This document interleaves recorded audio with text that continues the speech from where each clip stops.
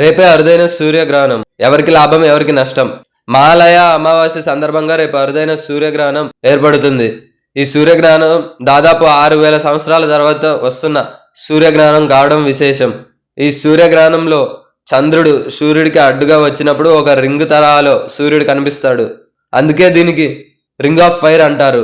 ఇలాంటి సూర్యగ్రహణం మహాభారత కాలం నాడు ఏర్పడిందని, మళ్ళీ ఇప్పుడు ఏర్పడుతుందని కొందరు జ్యోతిష్యులు, శాస్త్ర పండితులు చెబుతున్నారు. ఈ సూర్యగ్రహణం చాలా శక్తివంతమైనదని, ఎంతో ప్రభావవంతమైనదని చెప్తున్నారు. సూర్యుడు, చంద్రుడు, భూమి ఒకే సరళ రేఖ మీదకి వచ్చినప్పుడు సూర్యుడిని రాహు మింగివేస్తాడు. దీనివల్ల సూర్యగ్రహణం ఏర్పడుతుంది. అయితే రేపు ఏర్పడే సూర్యగ్రహణం భారతదేశంలో కనిపించదు. సూర్యగ్రహణ కాలంలో మన దేశంలో రాత్రి కావడంతో ఇది కనిపించదు. ఇది రాత్రి 9:13 ప్రారంభమై గురువారం తెల్లవారుజామున 3:17 వరకు కొనసాగుతుంది. దాదాపు 6:04 వరకు ఉంటుంది. హిందూ ధర్మంలో గ్రహణాలకు చాలా ప్రాధాన్యత ఉంటుంది. గ్రహణాలు ఏర్పడిన సమయంలో జాగ్రత్తగా ఉండాలని కూడా చెబుతారు. గ్రహణాలు చాలా పవర్ఫుల్ అని అంటారు. గ్రహణ సమయంలో ఆలయాలనే మూసివేస్తారంటే గ్రహణాల ప్రభావం ఎంతటిదో అర్థం చేసుకోవచ్చు. దేశంలో గ్రహణ ప్రభావం ఉండదని చెప్తున్నారు. అయితే గ్రహణ ప్రభావం ఉన్న చోట తప్పకుండా కొన్ని నియమాలను పాటించాలని సూచిస్తున్నారు. గ్రహణ సమయంలో పాటించవలసిన నియమాలను గురించి, తీసుకోవాల్సిన జాగ్రత్తల గురించి పండితులు పలు విషయాలను చెప్పారు. గ్రహణం సమయంలో ఎవరు గ్రహణాన్ని నేరుగా చూడకూడదు. ఒకవేళ అలా చూస్తే వారికి అంధత్వం వచ్చే ప్రమాదం ఉంటుంది.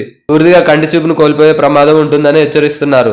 గ్రహణ సమయంలో సూర్యుడి నుంచి వచ్చే అతి నీల లోహిత కిరణాల ప్రభావం శరీరంపై పడితే దాని వలన ఇబ్బందులు వస్తాయి.